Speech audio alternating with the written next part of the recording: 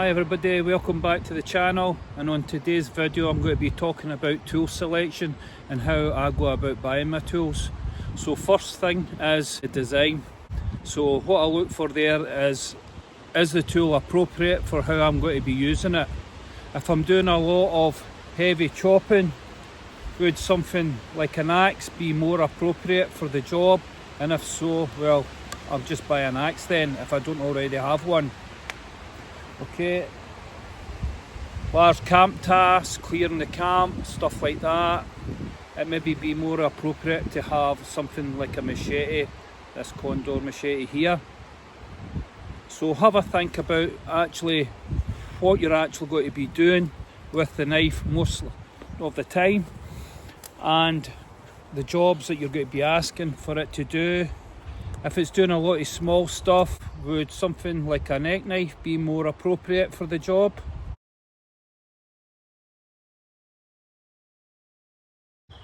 The next thing I take into consideration is the size of the tool that I need for the jobs and the tasks that I'm going to be asking of it. Is something this size more appropriate? Something this size, would that suit the job better? So the size is the next thing, because you don't want to be carrying a tool that's too big for the job or too small for the job. So make sure you get that right, because if you don't, what will happen is you'll just not use the tool. If it's too heavy for the job or too large and cumbersome to do the job, you'll just won't use it. So size is definitely something that we need to take into consideration.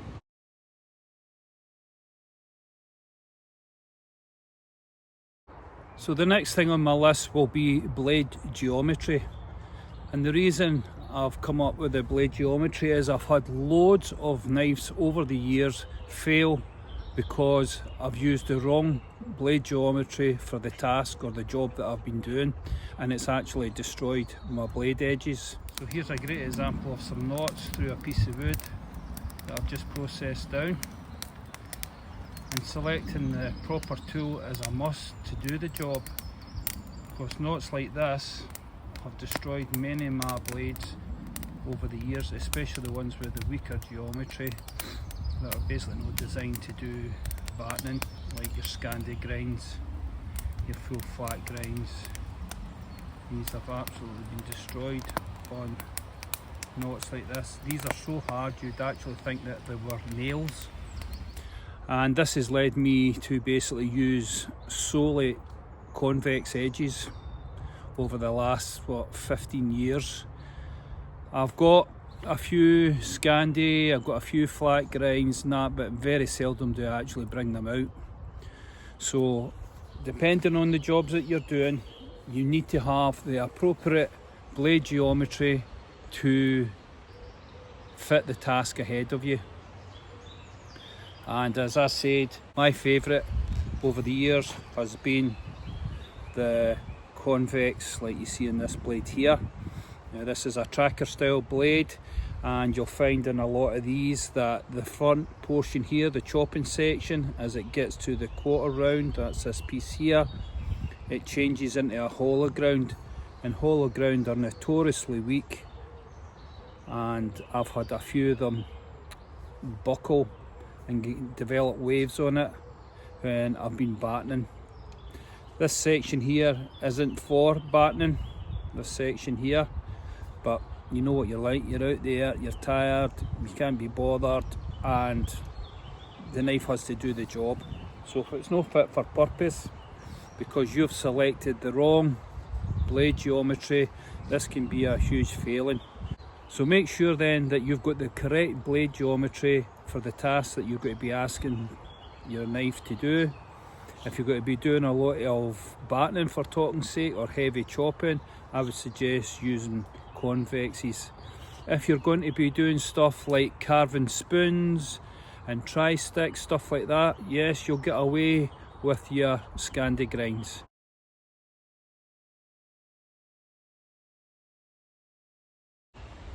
So the next thing on my list is going to be heat treatments.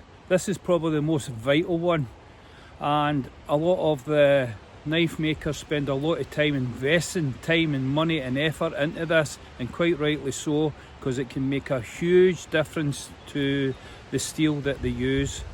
I have in the past bought E.G.O tool steel and it's been middle to okay. Then I've got other E.G.O tool steels from other knife makers, and this stuff's been like out of this world how good it is, and the difference between the two has been night and day, and that's solely down to heat treatment. Okay, so this is so vital. Another thing with the heat treatment also is cryogenic heat treating as part of the process, and the amount of time that they put into this is definitely makes a huge difference to your knife and its performance and its edge stability and toughness.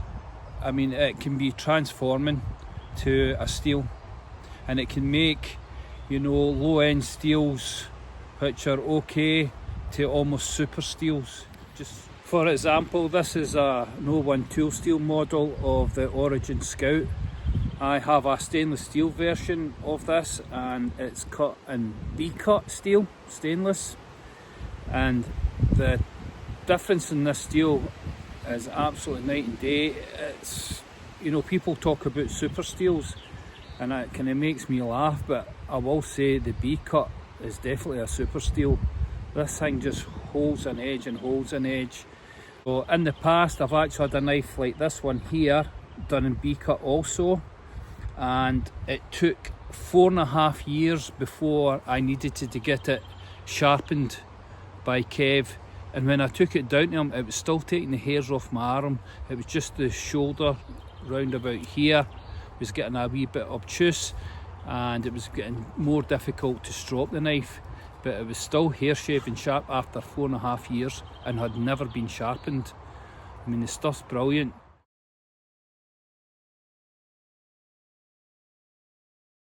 So the next thing I look for is the knife high carbon steel or stainless steel? Now you need to decide yourself what's more appropriate for you. It might be down to the environment that you're going to be working with your knives. For talking, say, salt water, roundabout water, stainless steel will probably be more appropriate.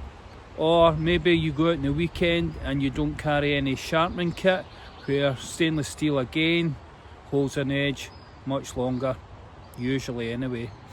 So a stainless steel knife might be more appropriate for you.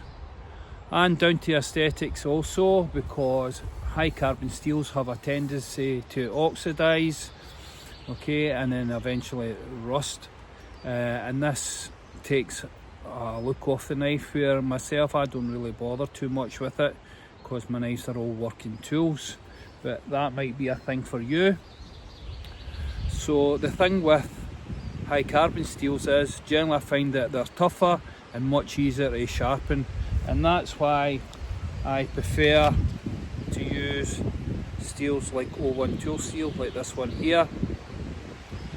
Holds an edge brilliantly. This very easy to put it back on. All I need to do is strop my knives and they're back to hair shaving sharp, and I'm sure you've seen that in all my videos in the past. So I really do like Origin knives, E.G.O tool steel, and the way they heat treat it. So it's a definite for me. It's just the simplicity of the steel and how easy it is to strop it and get an edge back on it. But you'll need to make up your mind yourself what's appropriate for you, depending on the environment. Edge holding capabilities, as I said, might be an issue for you. Have a think before you purchase your next knife. Is it high carbon steel or is it stainless?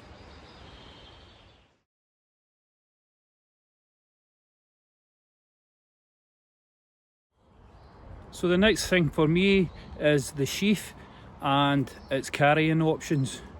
Now, from my past in the military, I needed sheaths that could be mounted on equipment, on myself, and also had to be able to rotate 360 degrees and also be jump proof. So this was vital for me. And you know, by looking in my videos in the past, like my boost videos, The knife companies that supply knives without a sheath is just a joke to me. I can't actually believe they actually get away with that. It's absolutely a height of stupidity. If the knives are not already expensive enough. So that's one of my major gripes. A sheath has to do the job, and it has to be fully functional, because 9 times out of 10 the knife is going to be in the sheath for the best part of the day until it actually comes to you working with it. So you get different types of materials. For example, here we have the axe one, just a thermoplastic, does a great job, keeps it and locks it in place. And this is for my Frisker's axe. I actually really quite like this, nice and simple, works, carrying handle for the axe. So this is your plastics, so you'll get quite a lot of them made from this. Here we have the E.G.O bayonet SA80 frog. This is made of cordura, and this does a brilliant job carrying it. And you can see this here just has the male clip, and it clips into my belt, and I can clip it off as I'm going to walk out of the woods, so that's a good advantage with this. Leather, I'm not really into leather sheaths, basically because in the past when I was soldiering I could be out for weeks, and in Scotland heavy rain every day.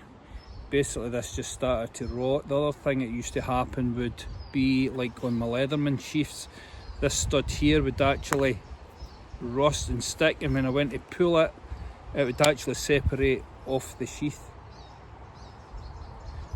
So what I find with leather sheaths is they never last the lifetime of the knife. You need to replace them. Condor do a fantastic job. I really like their sheaths. Nice heavy duty, does the job, and as long as you look after them, they do a great job. Very pleasing to the eye also. So if aesthetics is one of your things, I would suggest leather. Just put plenty of care into it. Most used type of sheath is Kydex.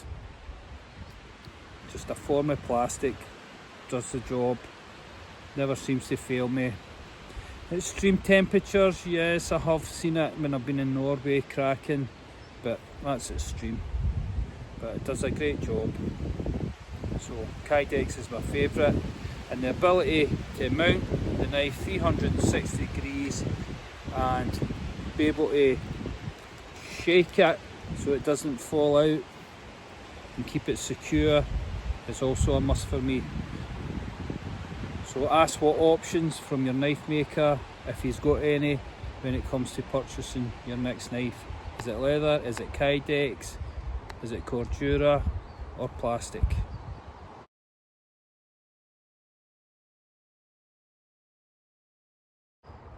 The last couple I would like to cover is the Make steels and the price.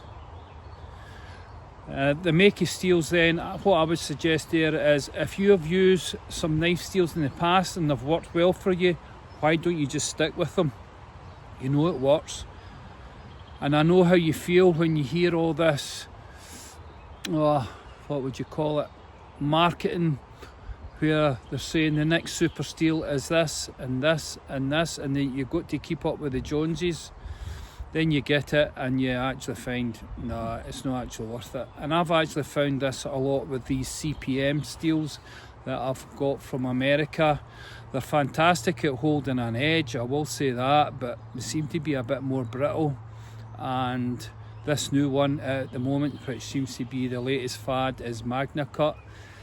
For me, they haven't actually got the heat treatment dialed in correctly yet, and they're still in that process, and it maybe take a good number of years yet before I personally feel that I would invest in a Magna Cut steel. It sounds fantastic and it's had a lot of good results, but this is just one of these fads, and it may be past. Unless you've got a guarantee that that's going to work for you, I would actually look for stuff that you've used in the past.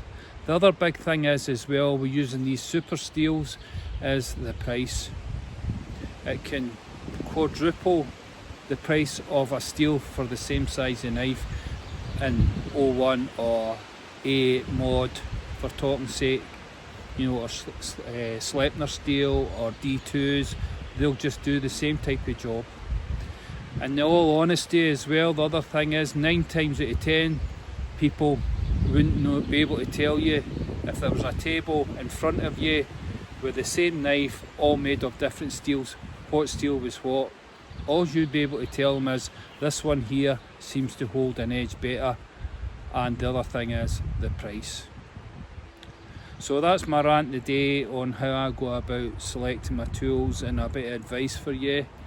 If it's of use to you, as Pete Waterman used to say, opinions are like arseholes and everybody's got one.